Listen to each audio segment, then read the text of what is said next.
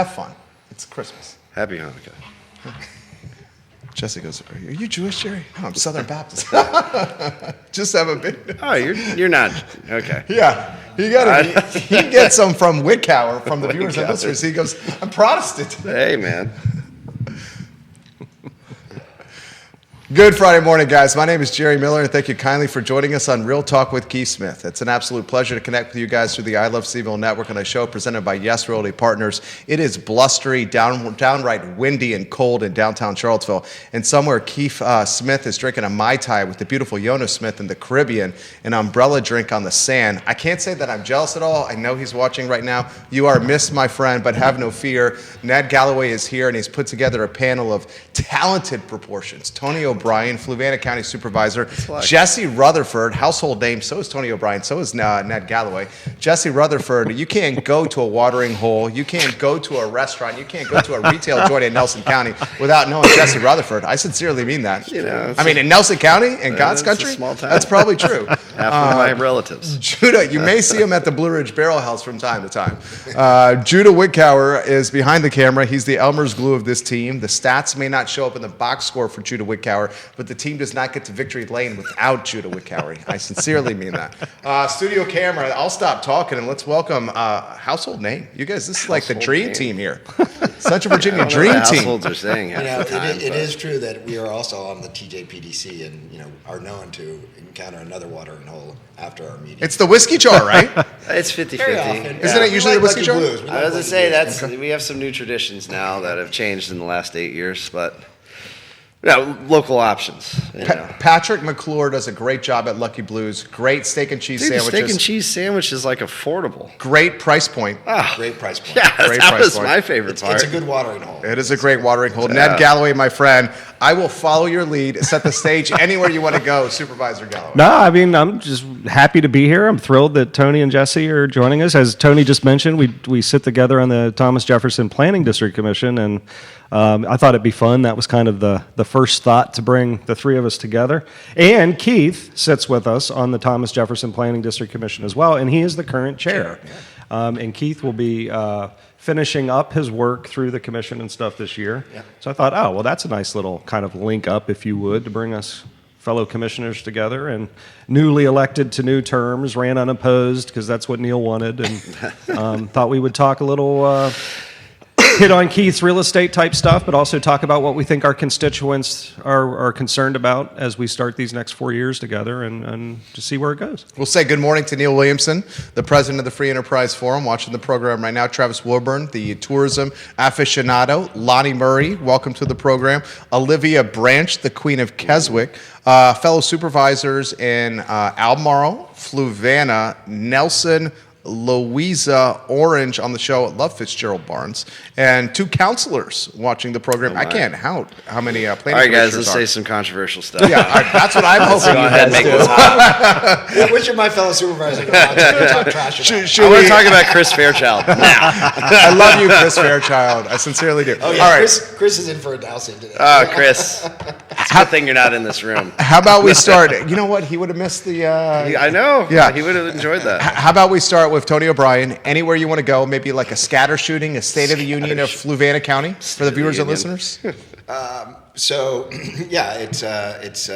just had our election, and three of us were unopposed, and so the board hasn't changed at all. We are currently have a couple of big projects that we're looking at, Tenaska being the largest. Tenaska is looking to put in another gas-fired power plant in the county, and would bring an awful lot of tax revenue to the county. There's some strong opposition, but there's also, I think, some strong support out there as well too. So that's going to be coming up in January or February in terms of vote. So that'll be fun. On Wednesday, we had an approval for rezoning of 185 acres down next to what is going to be the Amazon warehouse facility, and so on Route 15. So that the other 185 acres is being done by John Alexander, and he's going to develop that into an industrial park. Had some really sharp-looking photos about what his vision is for it. So that's exciting. So we're really seeing, Route 15 with the advent of water finally coming to our Fluvanna area here. Right now with what we call the ZXR water system, but soon also with the James River Water Authority bringing water to both Fluvanna and Louisa in the next couple of years. That's going to really open the gateways, if you would, for further commercial and industrial development. So we're excited. We're excited because there's real opportunities to help lower the tax rate for Fluvanna citizens. We were able to do, lower the rate. Of course, it was still up a little bit, but we were able to do that this last time around, and I think we have some real significant opportunities to be, one of the more competitive tax rates as far as housing goes in the area. Stop the presses. Someone said commercial and business in Fluvanna County. Is I that know. what Tony Oh, O'Brien I know. said? I know. I should also add that Wawa has broken ground. So Wow. if you happen to be right there at the corner of Zion Zone 15 and 53, 50 and 250, if you look to your left as you're going up 250 next to the water tower, you will see some ground being broken, and that is Wawa. Very excited to have them as a new partner in Fluvanna. Supervisor Gallaway, maybe a scatter shooting State of the Union for Albemarle. Well, we have a very different board coming on. It's going to be interesting. We have two brand new members. One did run a contested race, and Fred Missel won that in the Samuel Miller district. Sally Duncan, as we know, won the competitive primary against Dave Shreve back in June, so she'll be representing Jack Jewett after almost 30 years of total service of Diantha McKeel. So that puts Ann Malik as the most senior supervisor, and then all of a sudden I find myself as the next senior supervisor. Is that third term? Third term. And, I've been reflecting on that because a lot of times I've usually been like the fourth or fifth most senior. So the board has really changed, and it'll be interesting trying to figure out what that will mean for policy in Albemarle County.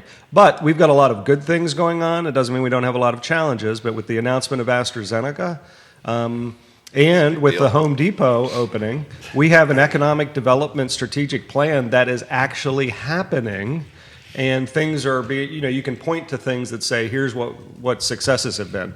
Now, we won't really yield the immediate, or won't immediately yield the results of those type of things. With Home Depot, we will. But like the AstraZeneca, when you start looking out in year 3, 4, and 5 of what that type of project means, that changes the dynamic in Albemarle and how the tax base is diversified for us. And there's still more acreage out at Ravenna Futures, and there's acreage available at North Fork. So I'm excited to see what happens economic development activity-wise in Albemarle County over the next 4 years. I think the biggest challenge and what we have to turn our attention to is housing and figuring out the housing issue, and not just affordable housing, across the whole gambit. We continue to have growth. We continue to have people that want to come work here and live here.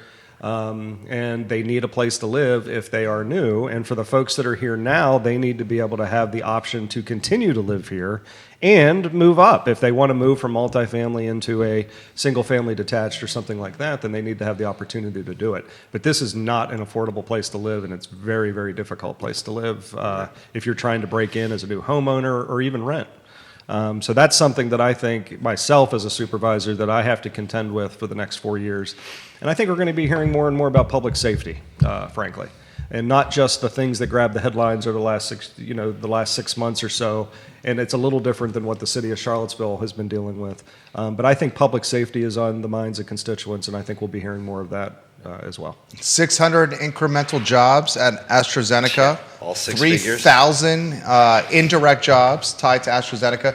The 600 tied to AstraZeneca, the average wage $125,000. Also lost in the news cycle, but not on this network. The American Skin Association has relocated its headquarters to this area. Really? That's big news. Jesse Rutherford, we're going to get to you. First, Neil Williamson, a little dig for the panel. Oh, boy. The president of the Free Enterprise Forum. No. He says the panel may have run unopposed, but the panel is certainly not Untested. The president of the Free Enterprise Forum. Can you put that on a little canvas for me? Yeah, that sounds like someone's tagline right there. My friend, the show is yours. I think before we start, should we take the hat off and show the...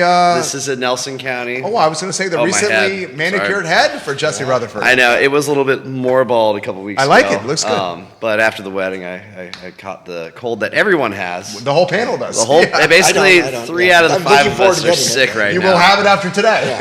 You will get this. I'm coughing that way. Thanks. So yeah, I did shave my head. Really cold weather. No regrets. A beautiful wedding I was just at, and here I am. My wife is more beautiful than I am, of course. And at the wedding, there's multiple people who didn't recognize me, mostly because I was wearing a suit. Oh, I thought it was because you were a beautiful lady. Oh yeah, that's right. Sorry, You're Jesse, funny. sorry. You're funny. Did you get an invite to the wedding? I don't think I did not. You didn't? I did not. I was looking for you guys. I didn't find you. It's over at Woolen Mills. I heard it was at a winery, too. It was at multiple wineries. Oh. I don't know what you're talking about. Well, gee, I thought we had more got friends lost with him. Did you somewhere. go to the wedding? I did not go to the Wait wedding. a minute. Well, guys, He's out let's of just our go rehearse it right after the show. You can tell the panel enjoys each other's company. Jesse Rutherford, the Yeah. State of the Union for Nelson County. Yeah, well, like Ned, it's been a strange feeling also becoming, one of the elders on our board of supervisors. It's me and Ernie now are the most senior. Senior statesman. Apparently. Yeah. And it's kind of a crazy ride because I was 23 when I got elected and definitely didn't quite imagine that happening in 2.5 terms. Then all of a sudden you're there. But in terms of Nelson County, I will tell you this, even for Albemarle, Fluvanna, and Charlottesville, all roads lead to one place. Do you know where that is? Lovingston. And I think our board is very hopeful and optimistic in economic development as well as housing opportunity in the Livingston area to support the businesses that are there and also promote more businesses. For those who don't know, Livingston's in a magical place. It's right in the middle between Lynchburg and Charlottesville. It's one of the few places where you can have one spouse working in Lynchburg and one working in Charlottesville and have the exact same commute home. And you can go to Vito's, too. And you can go to Vito's. Vito's is a wonderful place. And we're optimistic for the future. We got the sidewalk grant through VDOT, so that's going to be underway. And then we also we were successful in getting some sewer upgrades. We were upgrading from a long time ago, terracotta pipe, to something more real today. So we're really optimistic in the future. We also are looking into water and sewer expansion, which is not a cheap feat. It's very complicated, and as we look into some of the acquisitions we made, what's going to be feasible there. Furthermore, into that, of course, I'm sure we're going to get into this, but assessments came back, and there's a lot of opinions on that. I'm sure And you just did a reassessment. we just did a reassessment, and it was pretty astronomical for a lot of people. And we do ours every 4 years. Some of our neighbors, they do, Amherst County specifically does theirs every 6. And they actually got 95% to over 100% increases in their assessment. 6 years seems to do a disservice to the taxpayers. Oh, yes. I don't think anybody disagrees with that. It's like the special assessment in the homeowners association. No one likes that. Nobody likes that at all. We assessed in 2007 and then again in 2012. Yeah. So, 2007 was That more or was less it. the peak, and 2012 was more or less the bottom. Yeah. So we had housing prices that decreased, from an assessment standpoint Yeah. by 45% or so. Right. So it goes both ways, It can go both ways. So, as you look at assessments, it's an indicator of, people's property values. We're producing value for our communities. But at the same time, as we have a lot of people with incomes that don't change, especially our retirees, who, when they see this potential 30% increase in rate, that's a massive hit. And I can't emphasize this more, but the demographic differences between that 151 corridor and those who are a little bit more affluent over there versus the other side of 29 and where more working class centered younger families are located, it's just absolutely astronomical, and which trickles into, how the state schedules us money through the LIC, whatever The local composite index. composite index. As a result of that, Nelson County, we are at one of the highest increases across the state for expectation of local government to pay. We're actually almost to the maximum. Wow. We're actually almost expected to pay for 80% of the local budget now. Right. So for the viewers, the LCI is basically an index that's used to assign the amount of dollars that Yes. the locality will get from the state, and so that obviously impacts, the budget of the local supervisors because Yes. they have to pony up their local dollars for that, which Yep. comes back to in most cases, the property owners. That's right. And it's looking like the state's going to pull, somewhere between $800 to $1 million from Nelson County again. What's that on your percent on your tax rate? Well, are you talking about in real estate tax? Yeah, real estate tax. I mean, it'd take 3.5 pennies probably to bridge the gap. Right. So, we're at, I think 60 some, so. Yeah. Or 58, it's serious. Yeah, It's a yeah. serious number, just to break even. You're trying to catch up with Fluvanna. Apparently, apparently. We have dropping school enrollment to cover. Yes, yes. I think it was roughly 3%. 3%, we lost 50 kids. Now Nelson Public Schools is dropping. That's a point of concern because the state funds based on Also head count, right? Based on head count. So we Yeah. get hit not only with the change in their algorithm, we also get hit because we have a dropping average day membership. So that's all major hits. And you've said that's been ongoing. It's been going for years. Is there I think- something in the water that's causing the birth rates to drop? I think our demographics have usually been over the age of 60 moving to Nelson, which I agree with you guys. I mean, that's a serious issue. We have a demographic issue. We're going to be currently every 10 years, the median age increases 10 years. First-time home buyers find Nelson County hard to infiltrate. Our topography is already unforgiving, and they're competing with very affluent individuals who want the same view shed and great lifestyle. That is in Nelson County. The first-time home buyer, according, and I'm going to throw this to Ned Gallaway and Tony O'Brien, according to the National Association of Realtors, across the country, the first-time home buyer is now 40 years old, Jesus. the oldest it's been in American history. Yeah. Albemarle County is in the news for a number of reasons: affordability, AstraZeneca, Yep. the University of Virginia, a new board. I'd love to throw to you because my whole job is Yep. to kind of stir the pot a little bit. Yeah, and stir I it. feel like I'm Stir it really stirring good. the pot here. The holiday pot. Yeah. Supervisor Galloway is a third-term supervisor, soon to be. Sally Duncan is about to be in her first term. Fred Missel from the Planning Commission to the Board of Supervisors. Mike Pruitt, according to my crystal ball, is likely not going to beat Tom Perriello in a Democratic primary for the 5th District because the Perriello name is so institutional. He's a Nelson County sweetheart, man. People love In Tom terms of the Perriello. Dems. So if Pruitt finishes that term, he's got 2 years left on the Board of Supervisors, on the board with you, Sally Duncan. It seems like if you get one more vote, we could have an Albemarle County that is as pro-housing as I've ever seen in my 25 years here. Anywhere you want to go on that topic? Well, I think the thing that came out of AC 44, and forget the development area, rural area conversation for a second. I mean, the prior board did say the development area will not expand, and we kept that locked in at 5%. I think with the new members coming in, you have one who did say they would be interested in expanding the development area, which is interesting that we'll have that person who said that elected coming onto the board.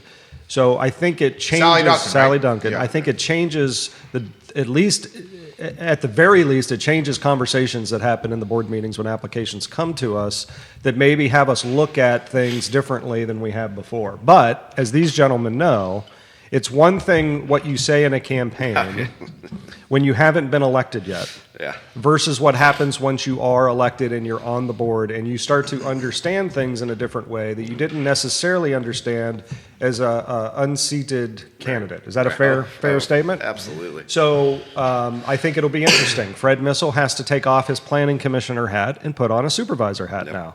And without being critical of a planning commission, I'm speaking generally, planning commissions know that they don't have the ultimate decision. So that if there's something there that they're not necessarily comfortable with or maybe is too hot button or too controversial, they can always punt because they know the decision makers are coming behind them. Absolutely. You can't do that when you're the supervisor, so you have to make the call. So I don't know if I didn't address any part of the question there. You can call me out if what I forgot. That's fine. But I think that this board, between that change in what they actually say and how they vote as new supervisors, I think you can pretty much tell based on those of us that have been there before which way we go on things. And then you have to read the tea leaves if you're putting those applications forward. But I think it'll take maybe the first year and some applications to come through to see how these new members really go. And same, I would say, for Supervisor Pruitt. He's been there for 2 years. It takes about 2 years to get your feet under you. Exactly right. And understand your district and understand what the issues are, and even to start formulate, like, what is my philosophy on these? As a supervisor myself, I've always tried to be consistent across the board. I don't want to vote on one thing and then turn around and vote completely different on something else when it seems hypocritical. So I try to be consistent in how I think about an application. That doesn't necessarily mean it'll be a yes or a no, but at least gives my residents a chance to go, okay, we know how Gallaway thinks on this, so he'll likely end up here as an answer because of that. Well, I feel that's really important to be consistent. And to your point, it's always hard when you first start on the board because you've been elected and you have the wind of your constituents behind your back, and you don't want to disappoint them. And sometimes you're going to have to make decisions that come at odds with what they're doing. And this has been one of my consistent messages all along, is that we need to take the burden off the homeowner and work towards bringing in development. And we have made a lot of progress to create the infrastructure to allow that to happen, which I'm proud of. The board, over the years coming to that point. But if you're encouraging business development into your community, but then you send mixed messages because you end up with people saying, "Oh, I don't want that here. This is not appropriate here." That really can stop the whole investment cycle into your community from developers, and I think that's a real challenge and something that you learn when you've been on the board for a couple of years. Is that you have to look out for the entire county and for the future of the county. Because these things take sometimes decades to happen. And you got to be consistent there. Well, think about how many special use permits you voted on that actually didn't come to fruition. Yeah. I've talked about that at our board. I said, half of the ones I voted on never happened because financial feasibility just dipped out. Sure. Or some life event happened to the person who was looking to do it. So even if you vote yes, it's still got a 50% chance because it's got all the other regulators, the financial markets, and whatever other life things it might. Water, energy, all those things. Those things. All those things. We should talk about electric bills. We'll talk electric bills. We'll talk about aqua too. We'll talk aqua. And let me say this real quick. It's also, for the first time, for the person newly elected supervisor or council member or school board member or whatever, you run as an individual. You run saying, this is what's important to me, here's what I'm going to do, and vote for me because I'm going to take action, I'm going to happen. And then as soon as you start, you have no power or authority to really do anything but attempt to persuade and influence others. Correct. Because it takes a whole board in order to make any decision or to enact any authority. And that's a learning curve. You have to figure out what that means and how that works. And that's why I think it takes time, that it forces the deliberation on things. Because if we had this individual authority and power and just went, we'd be in whiplash. We'd be back and forth all the time on things. And even worse, I mean, if you have a member who is strident and tries to bully and tries to take things in a different direction, it can create a fair amount of disruption in the board and the. Well, then you're adding emotions, and personalities to it. And you don't do anything. Then nothing's going to be successful. Exactly, and creating that tone and allowing that tone to maintain itself, where you have that respect, and at the end of the day, it is the will of the board. That's the decision that the board made. You may not always be in support of that, but you respect that is the will of the board. I'll get to Lonnie Murray's comment here in a matter of moments. Here's some commentary from me, and I'm not just saying this because you're sitting across from me right now. I think Ned Gallaway is in a position to be the most influential and impactful elected official in Central Virginia over the next 24 to 36 months. And hear me out. This is why. I think if Albemarle County explode right now. If Albemarle County chooses to expand the development area, it's going to create price relief on housing in surrounding counties. And for Albemarle County to expand the development area that's allocated, 5% is the development area right now. And if you were to expand the development area, it's going to take 4 votes to do that. You are the senior statesman on the board.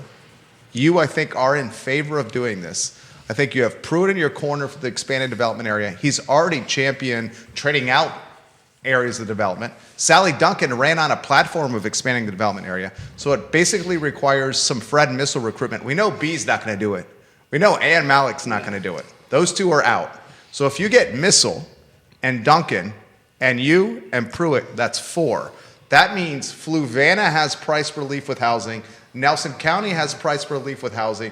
Greene has price relief with housing. Orange price relief with housing. City of Charlottesville price relief with housing. And no pressure at all, Ned, but that falls literally on you right there Ned, this of is all on any you, man. elected official. Save What just the happened? Commonwealth. I Ned. genuinely believe that. Save the Commonwealth. I genuinely, Wow. Central Virginia, I genuinely believe Save that. If I would have known that was going to be said, I might not have accepted Keith's invitation to come host. And you know today. what, Ned? I'm not even in favor of expanding the development area, but I do think it's going to happen in the next 24 to 36 months. Well, you know, aside from everything that was just said, we do have to figure out housing. And if we don't, then what has been happening will only continue to get worse. Sure. And we've already are pushing, and it's not just Albemarle. I know in talking to Jesse and Tony that this happens in their counties as well. But when you take the folks at the bottom of the income rung and we just keep pushing them further and further out where they have to live, and then we create longer commute times back into where they go to work, we can't continue to do that because it's not like it happens and then stops. It just keeps climbing up that income ladder, and more folks who earn even more and more start to get pushed out. And I worry sometimes that there are folks that go, okay, that's what we want, and I don't want that. I want folks of all income to have the opportunity and the option to live in our community, work in our community, and thrive in our community. And I think it is contingent upon a local government to figure out the housing dynamic. And if you're going to be a county like Albemarle that says 95% of your area is going to be preserved as rural, and you're going to have 5% set up as development area, if that's your formula, then you got to knuckle down and figure out how to make it work within that formula. Sure. You want to touch on that, Tony? Well, I mean, 100%. I'm not sure that I agree that we're going to get the price relief because Albemarle is going to have more development, in part because I think the price differential between the two counties is substantial enough that we won't see that catch up. But would you say you get influence from Richmond and Louisa now at this point? Oh, yeah. So they're getting pushed from both directions. Yeah, right, exactly. So, and then, you know, to your point, it's in working with constituents and helping them to try to understand, you know, development and how to concentrate development and the efficiency of development, because, you know, rural is great, but it also stresses your resources. A lot more. Right? A lot more. It means that, you know, you have houses further out, maybe you don't have fire hydrants there, maybe you have incidents happening, you got to send your sheriff's office over there, et cetera, school buses, all of that, you know, whereas, you know, if you can concentrate some development in a particular area, that really helps to keep the costs lower and also keep the housing costs a little lower. You know, we're now, I think, at 5 acres in terms of a subdivision. You can't change it, you know, from that standpoint, sort of by right thing. You know, there was talk of making it 10 acres, I think. Nelson's at Nelson's 6. 6, right. So far. You know, We're not done with that discussion, not everybody but- wants 6 acres of land, right? You know? Yeah, well, not everybody can afford 6 acres. not I everybody would can say afford. greater than 70% or 70% of people can't afford 6 acres of raw land. And it to me, a little bit ironic because ultimately, I'm not sure that maintains rural character. It doesn't. Because Look at Fauquier you're County. going horizontal, not vertical, right? Well, look at Fauquier County. They did, like, I think it was 20-acre minimums. Now it's a giant subdivision of 20 acres. Right. Random houses. You want to just destroy an ecosystem. Make minimum lot sizes 5 acres or more, and then nothing's happy. You know? And you still got these just bigger subdivisions. And affordability continues to be a problem, Yes. right? And so that's, you know, I mean, housing is the #1 source of creating wealth for Americans. Yes. Right? Yes. So it's a cascading effect because so many retirees count on the value of their homes to help supplement their retirement income, right? If you are 40 years old, maybe, you know, you don't even get that chance to have that happen. You know, if you're 25 years old and you're looking and saying, gosh, I got to come up with all this money and the house is this much and I'll never qualify based on the incomes that I have, you know, again, you're robbing that opportunity to create wealth. Yeah. And I think that ultimately will catch up to us because, you know, and as a nation in general, we do a pretty poor job with savings, you know? Yeah.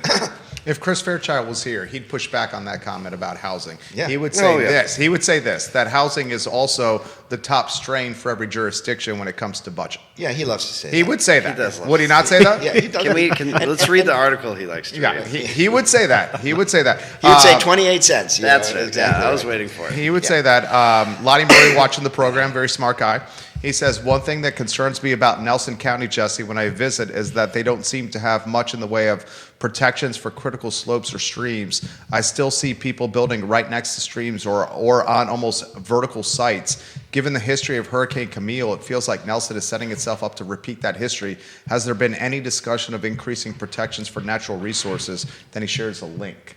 Okay. Lonnie Murray. Yeah, so Smart guy. No, let me lay this out there. So when the flood happened in '69, Nelson County took the flood maps very seriously, and we have taken that the 100-year and all that extremely seriously. If you own a house that's already in the floodplain, that's a non-conforming structure, you do have the right to continue to live and operate in that home.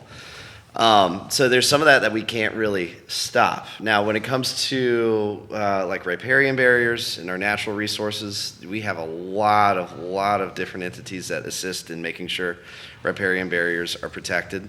There's always a balance in trying to make sure that the cattle farmer still has access for his cows to get water. And that's why some of these entities come in, they drill a well, and they make sure the cows have access, or livestock have access to water. We are definitely addressing many of those different things, especially in our current rezoning. We've talked about critical slopes. We're talking about what that looks like and where those are. I think Albemarle currently has a critical slope ordinance. Am I right, Ned? Mm-hmm. And so Nelson County is looking at what that means and making sure that, our areas that have a little bit of a view shed protection, but also it's a safety protection first and foremost. These individuals aren't just building on. Now, as it pertains to like places like Wintergreen, that's not changing. Ironically, if Wintergreen tried to do what it did back in the day today, it wouldn't be possible. Right. They wouldn't be able to have built on those critical slopes. They wouldn't have been able to do basically anything. And so, I will look at some of these things with some level of balancing act. I do think Wintergreen and what they did was a good, safe decision, and that though there are some improvements that need to happen, especially extra exits from the community and if fire happens. But at the same time, there's a lot of people who only own land, especially poor demographics, in some of those critical slope areas. They deserve the ability to be able to build a house where their granddad did. Comments coming in. We'll go to the panel. We have literally two newspapers, a TV station, a radio station, and a paper in Richmond watching the program right now. Put the comments in the feed. We'll relay them live on air. Mike Walters is watching the program. I also agree that there will be no price relief happening in Nelson County. People who paid $400,000 for a home for a 1960s house in Nelson are stuck for a while. Irma Sue Harris is watching the program. Deborah Peterson Rose says, good morning, Jesse Rutherford. And I will highlight Claudia Tucker, Lisa Lynch, Ginger Berg, Christine Jacobs, Paul, is it Quentinville, Thomas Guthrie, Michael Cornett, Caroline David Parr watching the program. You have two counselors, a fellow supervisor in Albemarle, a fellow supervisor in Fluvanna, I think one in Nelson. One in Amherst. I don't know that. I don't know the Nelson ones as well. I should. I know yours and yours. I should do better. Should do better. I absolutely should do better. Ned Gallaway, let me throw the school board. We need $250 million from you guys. Yeah, man. For a feeder high school in the northern feeder pattern. You should probably call Louisa. What can you give the long form context? You have as much time as you want to go here, unlike sound bites with other media here, of what your initial response was to give us $250 million, please, to build a high school. Well, it's up to, let me just state up front that the state immediately puts a tension that exists between the elected local government and a school board, because the school or the state dictates that the school board can come forward with a needs request for budget, both CIP and their operating budget, and not a balanced one. And that's what they're charged to do. So it puts right away on local government that says, here's what our capacity to do, both operating and capital. So right away there's a tension, and it makes it seem like we're at odds. So when the school board brings it forward, it's not up to me to decide what their needs are. They have to define that. The issues, I think, in all of, you can go back and watch this December 3rd meeting. It was a joint meeting between us and our school board if you want to hear each individual supervisor's thoughts on the matter. My concern was that a year ago, I asked specifically about the comprehensive high school, and it wasn't on the plan. There was a placeholder for a $110 million high school capacity project, and that wasn't very well defined what that was going to be. And I specifically said, is the high school needed, or is this going to be discussed? Because it's out there in the community, and if it's not, then we need to stop that conversation, basically. Well, this year, the Long Range Planning Advisory Committee continued to look at it and came forward with the recommendation for a new northern high school, and the school board decided to make that their top priority. So my heartache, or my heartburn over it, I guess is better way to say, is that when you think of, in Albemarle, we try to do a lot of really good strategic plans and think outward in long-term financial planning of how to make things work based on our strategic plan. And I just felt like, okay, the fact that it wasn't there a year ago and now it's your top ask. Now remember, $250 million, that was just one project. Yeah. So right away in the top 5, they had additions at Western, and they have a new urban preschool center for $55 million coming in. So between the high school project, the land acquisition, and that urban preschool, you're already up over $300 million. Now, is an urban preschool a good idea? Yeah, I said so. We need it. We have a huge demand for it. Makes sense if you consolidate it. But now that's almost $300 million in 2 projects, and there's still another 17 things on the priorities list. Yeah. What's our capacity right now to do capital projects in Albemarle County for everything, local government and schools? Yeah. Right. $70 million. Oh, wow. Yeah. That's what we can do. Yeah. With the current debt service, because we have $100 million in elementary schools currently in, and we're going to start the debt service on that. And and even supervisors, I think us electeds think that once a project's done, oh, it's paid for. No, you keep paying for that for 20 years, and you have to take that into account. That's why, like last year's capacity in the CIP didn't really spike, and we didn't use any of last year. It's because of how debt service plays in every single year. Yeah. So I think that the school division, and I'm not saying this without having watched, I watch all of their school board meetings. You were a former school board member. And a former Yeah. school board member, and I sit in on those meetings. So my questions that day were, have you considered how you're going to take on the operating costs of a new high school? Right. Have you considered where it's going to go? Yeah. Because if this were a smaller project, like when they considered the elementary schools, they had ideas of locations of where they were going to sit. And I think that's important. Mm-hmm. Mm-hmm. Because if you're going to come forward as your top ask, I think as a supervisor, I have to find a way to get to yes. How can I make that work? Right. And with $70 million in capacity, there's no way I can make that work. Supervisor Pruitt said that. It's impossible. Supervisor Pruitt dropped an F-bomb in this joint meeting. Literally dropped an F-bomb in this joint meeting. And another curse word in this joint meeting. But the frustrating part is okay, I have to trust that the need is there. Now, we've gone in and we've said we're going to do a different study to figure out the data. If we do that study, I think that's going to inform a lot of decisions beyond just the schools and this one issue. It's going to help for decisions on the local government side as well. Let's really analyze and have better data than just birth data and housing units that are in the pipeline. Let's get a little bit more nuanced than that. And Weldon Cooper is who we called out that could help us with that. But at the end of the day, I have to trust that they're saying it's needed. And they're elected to determine the need and to state it. Yeah. My job is to figure out how to meet the need. Yeah. And right now, there's no way to meet that need in the next 5, maybe 10 years. Because even if we just put everything on hold, it's going to take a number of years to be able to gain the capacity needed to do that type of project. And folks seem to think, well, go take it to a bond referendum. Well, a bond referendum doesn't change your debt load. Yeah. It changes how you can pay for it. It changes what your revenue. You might even be able to get a little cheaper money for it. But you still have to have your capacity within your financial policy limits. And I'm just saying, I'm a supervisor. Supervisor Pruitt said he was willing to get a little liberal on how we do our financial policies. I'm not. A AAA bond rating is huge. Is important to say, well, here's how you do finances in your county, and I'm not going to threaten that because I've seen how it's helpful to us as a county to be efficient with the tax dollars we receive from our residents. Joe Kennedy is watching. He wants to highlight the Nelson County School Board is watching the program here. Yeah. Literally all media locally is watching the program here. I'm going to go Tony O'Brien on AstraZeneca and biotechnology and how it could impact Fluvanna County or any other topic you want to cover here. Jesse Rutherford's got topics that are coming for him boy. specifically tied to housing from constituents All right. that are pro-Jesse I'm and ready. also not pro-Jesse here Hey, on I'm the feed shocked. right now. I'm shocked. I will say this, I got- for the school board of Albemarle County that asked for basically $250 million, it seemed out of touch to me, and this is someone who lives in Albemarle County in Ivy and pays for a kid to go to private school as well, because it came on the heels of a 4-cent real estate tax rate increase, and it came on the heels where the county basically just asked us for more money. Yeah. So for the school board to say we need $250 million, knowing the money is not there, it basically sent the message to taxpayers in Albemarle County, we're going to shake you down. Those are my words. You could position that any way you want for more money to build this school. And that made my skin crawl. Let me before I get to AstraZeneca or so on, I think Ned rates a lot of great points. Absolutely. And when I first got elected was in part due to the tension around a new school that had been built. We'd built a new high school. It was $70 million or $75 The million, newest in our something. area, right? The Yeah. newest in our area. Beautiful school, and there was a sense from the community that it was overdone.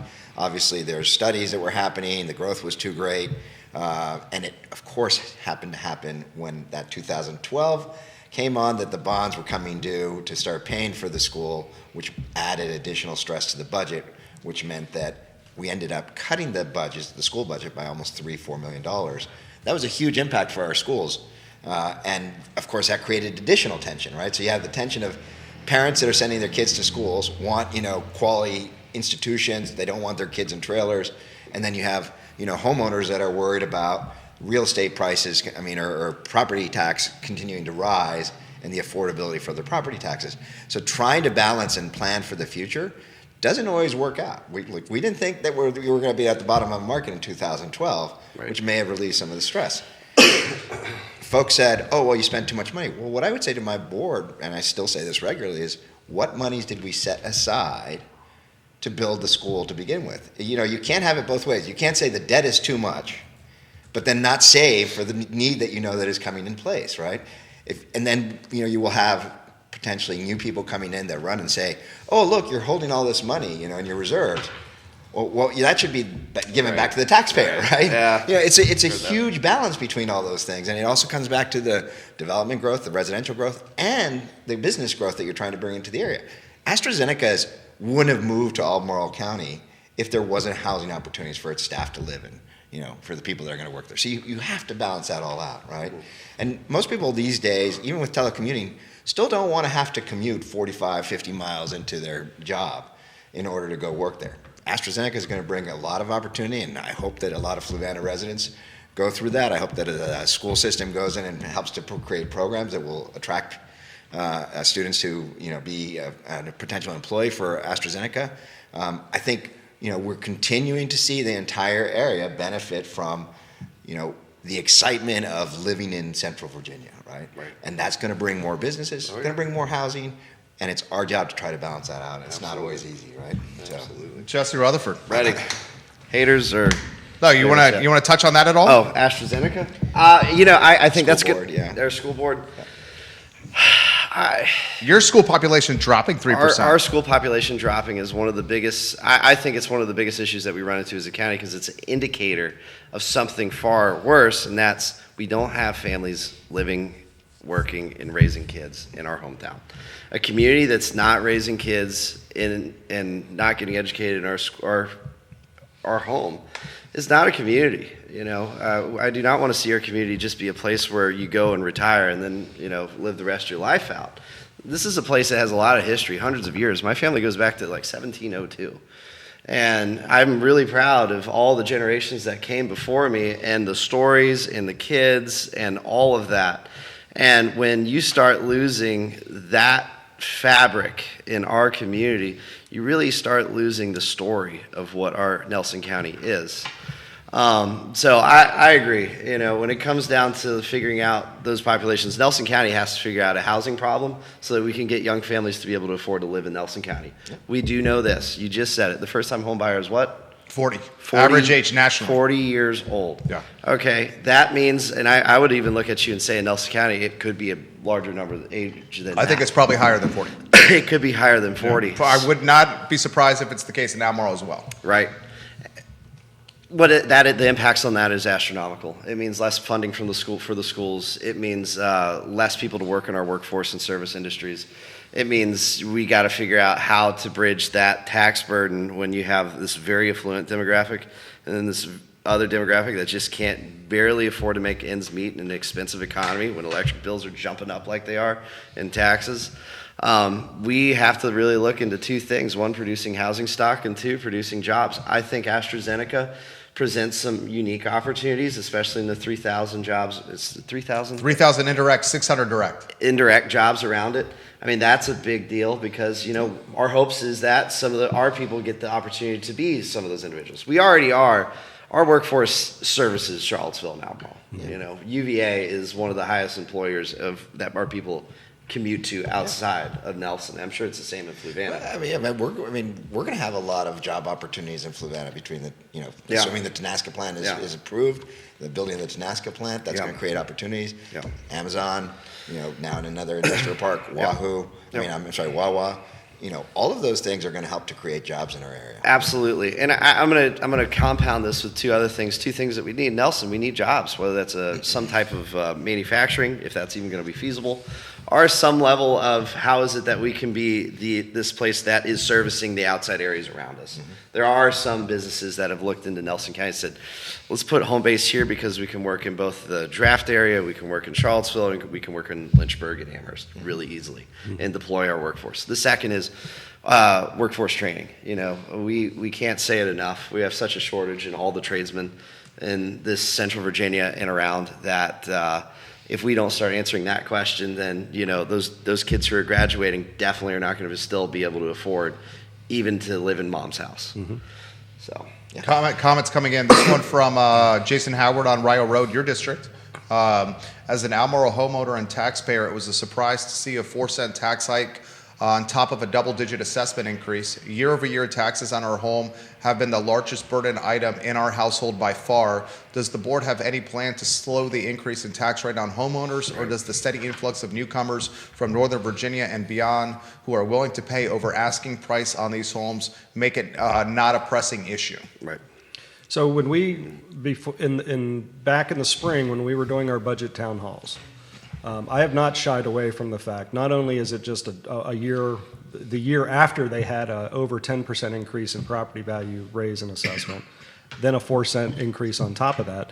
The years before that, property values were going up. So it's been 4, 5, 6 years straight of us collecting more tax revenue and then a tax increase on top of it to bring more in.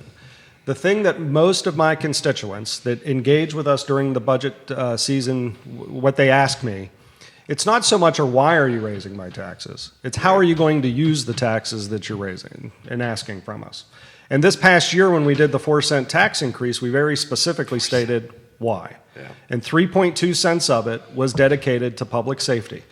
We have had a huge demand put on our fire services over the last 5 years. We have gone through competitive process strategically to get SAFER grants, FEMA SAFER grants, which allow you to onboard people, and the grant finances the cost up front, and then you can ease into taking on the cost burden of having those new personnel on. It lets you really kind of man up, if you will, right. In a way that lets you plan for the costs that are coming. So we did that, and we are at the point now where we've been so successful in these competitive grants that on some of them we're at the point where we have to take on 100% of the cost. Right. We knew that 2, 3, 4 years ago. We held off until we thought, because we were getting more tax revenue from the increase in property values, so we were able to pay for some of that without needing a tax rate increase. But it got to a point where there's no SAFER grant for your police department. We are woefully understaffed in our police department. We always have been in Albemarle County, frankly. And I think a lot of our local jurisdictions would say the same, that they're really stretched stretched across a 700 plus square mile count, 700 and some plus miles in Albemarle.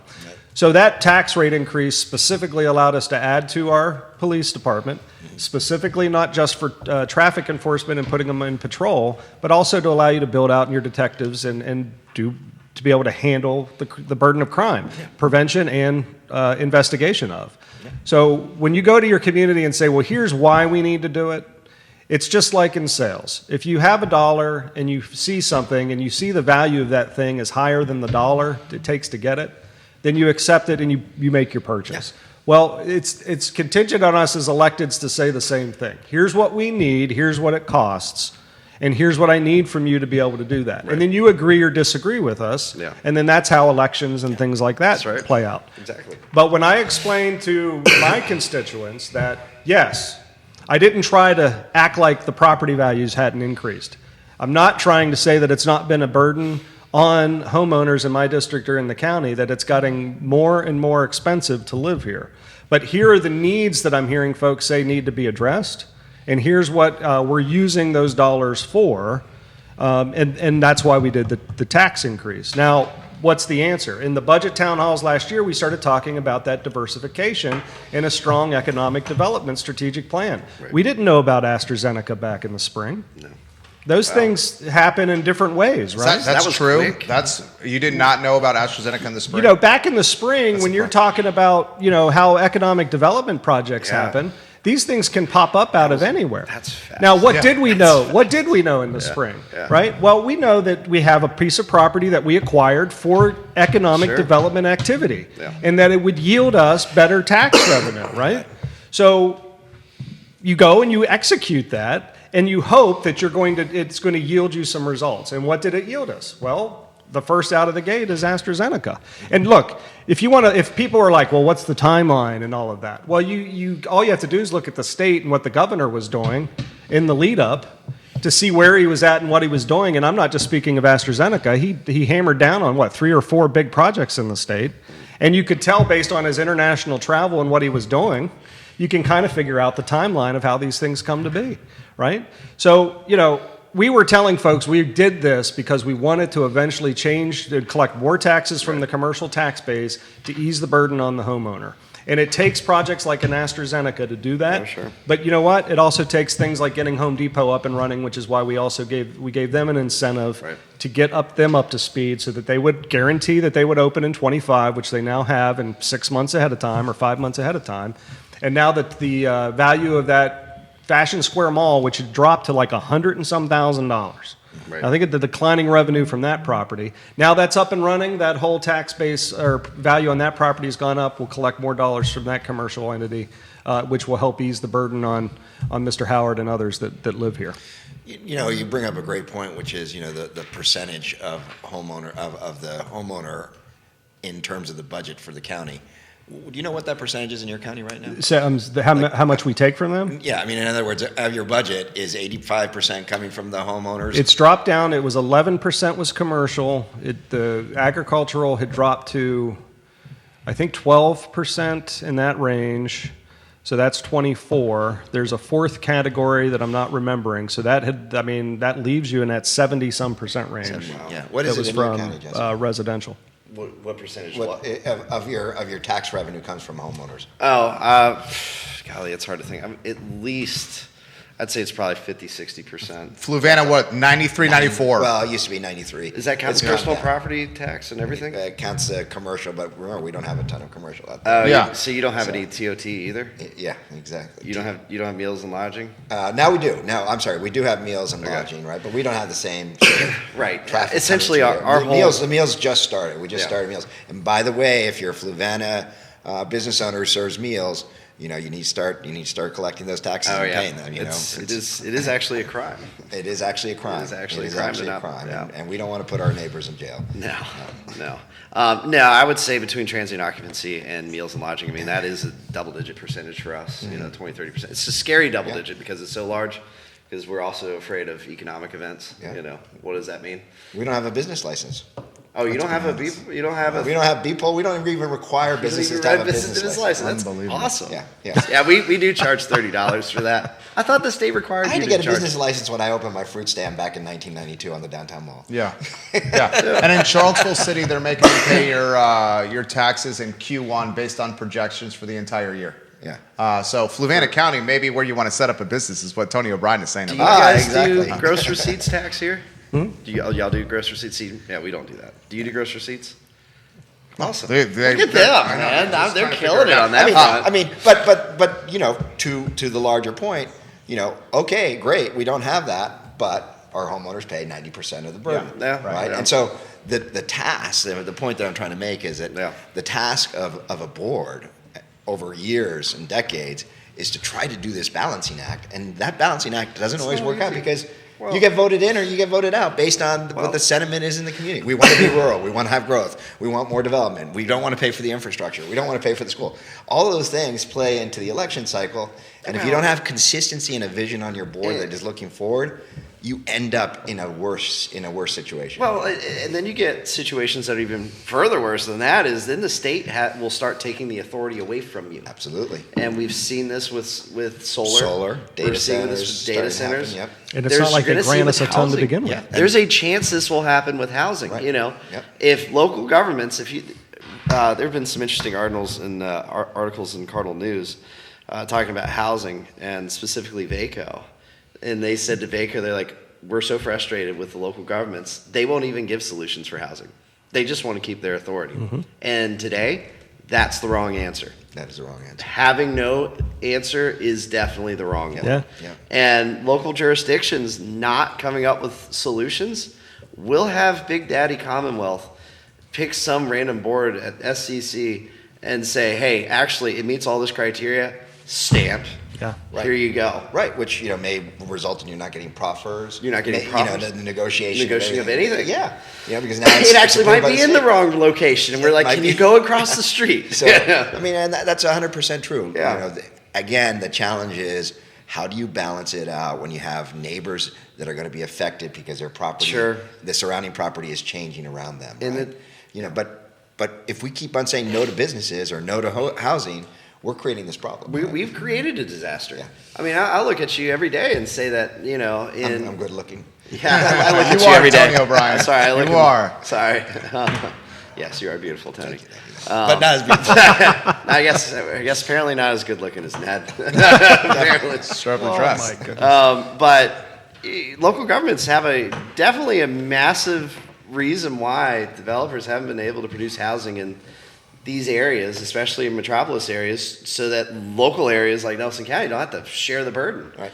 I mean, people don't realize this, but people are traveling to the town of Amherst and Appomattox working Charlottesville and Albemarle government jobs. Mm-hmm. Because they cannot find anything from downtown all the way through Nelson until they get to the town of Amherst. And I don't think, just looking at that core function of these local jobs, if your teachers and deputies are all having to drive in to work their jobs, that's also not a community to me. I think they should have every opportunity to be able to live. One of the things I think you talked about in the TJPDC meeting was that you were going to be looking into building a pipeline down 29 for water, right? A pipeline, yeah. We're looking at expanding some water opportunities. Expanding some water opportunities Yes, there. absolutely. And that's going to be tens and tens of millions. Millions of dollars, and it's Yeah. really hard to justify any of the build until, it's chicken or the egg. It's Do we get chicken or AstraZeneca first, and then we do it? You don't get AstraZeneca without the water. Apparently. We don't get AstraZeneca without the land. And you don't get AstraZeneca without the land. And you don't Yeah. get AstraZeneca without the workforce. Yeah.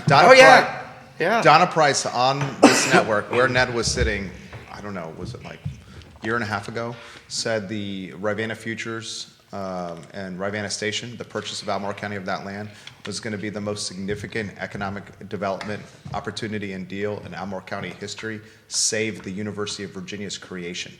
And so far with AstraZeneca's announcement, she's proven to be right. And we know the AstraZeneca announcement is going to be a domino effect of additional companies coming on board. I mean, we just had the American Skin Association. Yeah. The Paul Manning Biotech Institute's about to come online. I mean, Albemarle County, I don't think a lot of the viewers and listeners may realize the significance of this. Albemarle County and this biotechnology highway that Glenn Youngkin called it, from Rockingham County to Richmond, Eli Lilly and Goochland, 650 some jobs. Yeah. This is going to radically change Central Virginia and all these gentlemen's counties. Right. Do you agree with that? Oh, I Biotech agree. is coming, and we have some really great players already in the county doing a lot of biotech. And I think that incentive is growing. And the more you consolidate that, the more opportunity gets created, the more jobs that get created.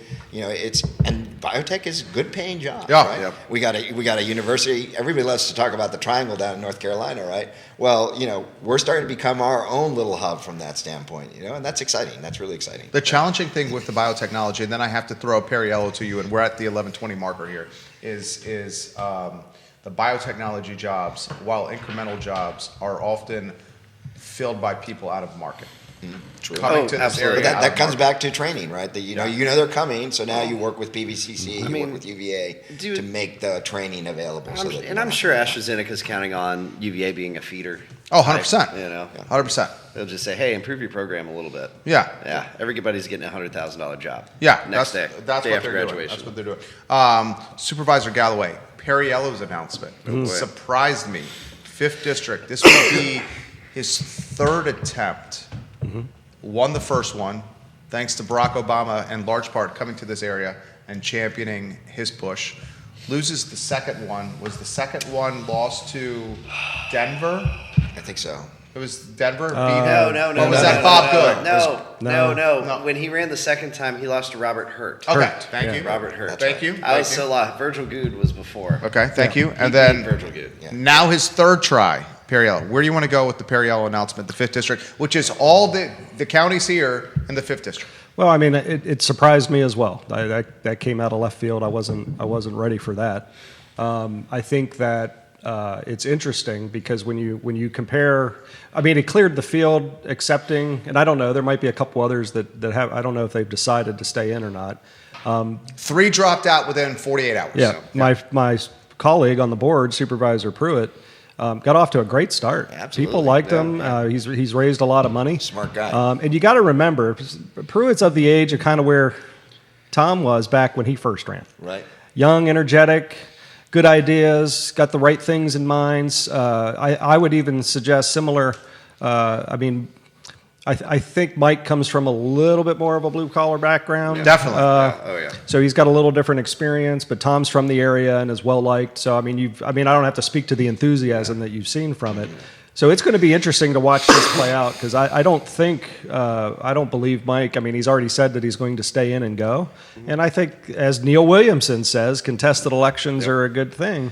I think that it definitely puts a fundraising burden on Pruitt because Periello doesn't just have a local fundraising machine; he's got a national fundraising machine. Yes. I mean, the gentleman is in for good reason. I mean, he's had it there. But I have to tell you that I'm grateful for Mike for having Mike stepped up early. He got in the race. I think his thought, and people were excited about that. So to have 2 exciting candidates to pick from, that it'll really be down to, okay, who do we think can deliver, and who's saying the things and speaking to the things that I think we are important, and that's why this will play out. And so as a Democrat, I'm excited for the fact to have a choice and be able to say, well, who am I going to vote for, and watch this go. I don't want the field to clear for all the reasons that Neil Williamson speaks to. Yeah, I mean, it is exciting, and it's exciting to have 2 great candidates vying for this race. It's exciting to know that there's a real opportunity for Democrats to win this race. Given the anti-Trump sentiment that's been growing throughout the last year here, so there is a real opportunity to win in a heavily gerrymandered district, and that's exciting if you're a Democrat to see that opportunity happen. From that Heavily standpoint. gerrymandered district. Well, look, I mean, I actually do agree it's somewhat gerrymandered. I also, Somewhat. we also, my politics are slightly different than Tony's. I also want to highlight that this district could be reshaped very soon. Oh, exactly. By April. And it's probably an indication of why Periello's jumped in the race. Absolutely. Is that safe to say? That's not. I mean, there's a reason why 7 people wanted to run for Right. that seat. Right. Like Right. they all said, "Oh wow, this They all looks saw it coming. magical." Well, yeah, I mean, sure. Yeah, this looks so magical. All right, Tom Periello. Yeah. So Tom goes back. Obviously, I'm not a Dem, but the history of Tom in Nelson County goes a long time. I guess he won in 2008, if I remember right. It was Sounds right, yeah. when he ran with Obama. And he beat Virgil Goode, who had been in office for multiple decades. I think he was long enough in there that he actually was around for Bill Clinton's impeachment vote. And wasn't he all three No, no, parties? no, Didn't he no. represent He all? actually represented all three. He was a Dem, then an Independent, then decided he was a Republican. Republican. That was he lived through the whole transition. I don't know if it was multiple decades. I'm trying. Oh yeah, no, Virgil Goode was definitely at least 15 years. Yeah, probably 15 15, years, 16. I mean, That's right. It's Yeah. 2 decades in there, technically. Well, yeah. I mean, my late friend Greg Kelly was the campaign manager for Oh yeah, LF. LF. Yeah, LF Payne. LF Payne, Yeah. exactly. So So Tom's a Nelson County sweetheart for the Dems. He was against Dominion in terms of the pipeline, major utility companies. I think his latest race was when he ran for governor.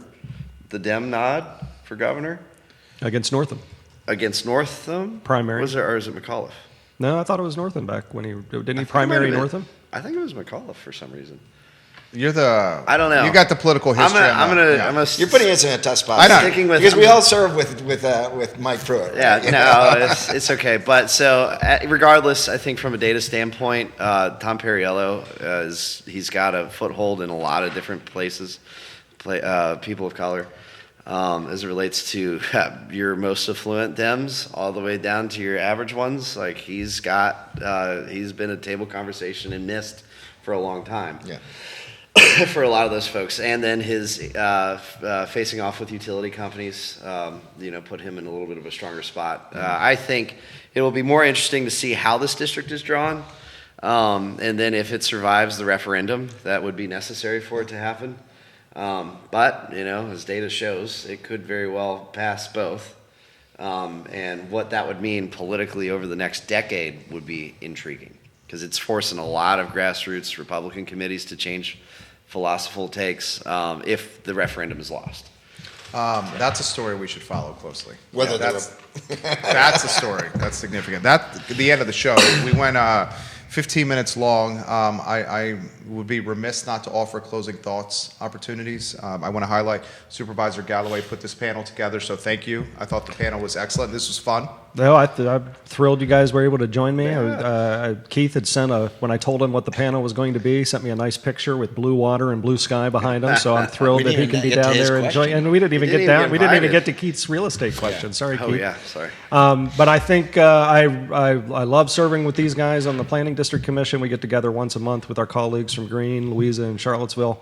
I think that regionality and having that connection with our fellow electeds, I think for constituents just to say, and you have Tony and I think are closer together politically, but you've got somebody in Jesse that's on the other side of the political spectrum, and we're good friends. We're all We get great along friends. and we discuss things, and you know what? We disagree on some stuff. Now Jesse and I have some great conversations on property rights, but the fact is when we do disagree, we're not disagreeable with one another. No. We sit down and we just talk it through, and it doesn't get ugly. And that, I think, is important, that your regional, local elected officials, regardless of where we stand on some things that can rise to the level of being an R or a D, we all agree that local control is a good thing, and all really love our communities and want to try to make the best decisions we can for them, and try to think of things regionally where it doesn't just stop at your boundary, but how does it impact all of Central Virginia.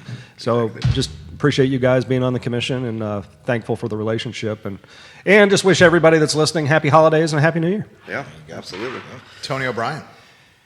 I'm going to echo basically what Ned said. I mean, when I run, I always like to say these are not RD issues; these are Fluvanna issues, and they're also regional issues, as Ned just pointed out. It really, each community needs to look at its leadership in its entirety and support, the longer vision of what is trying to be accomplished in that community, and work towards that. And I know that's a tough balance, and I know everybody has different views and opinions in terms of what they think their community is going to look like. But it's a real honor to be able to serve. It's a real honor to create the friendships and the relationships. It's a real honor to be able to look at how your community is changing and shaping it. I'm excited to be back on the board, and I'm also excited to continue to work with folks like these guys, which Thanks, Tony. That was really sweet of you. Just because you're an R doesn't mean I don't love you. You know? No, actually, Jesse and I we're actually very aligned on many of the local You're ruining my topics. reputation. And saying Jesse's an R might be an understatement. Yeah, let's argue about property rights in the afternoon. And happy I will holidays. have no of course. friends. by Happy the time I'm holidays. done. Happy holidays to everybody. Absolutely. My friend. Listen, it continues to be one of the greatest honors of my life to serve the people of the East District in Nelson, my hometown. It's where I plan to live and finish out my last days in life because family hadn't left for so long, so I figure I don't want to change it yet. But I just want to emphasize what Ned and Tony have said. It is actually it shouldn't be, but it is remarkable in the political realm that we see around us in D.C., in Richmond, and all the disagreements and the painful vitriol. Yet, our region really does communicate well.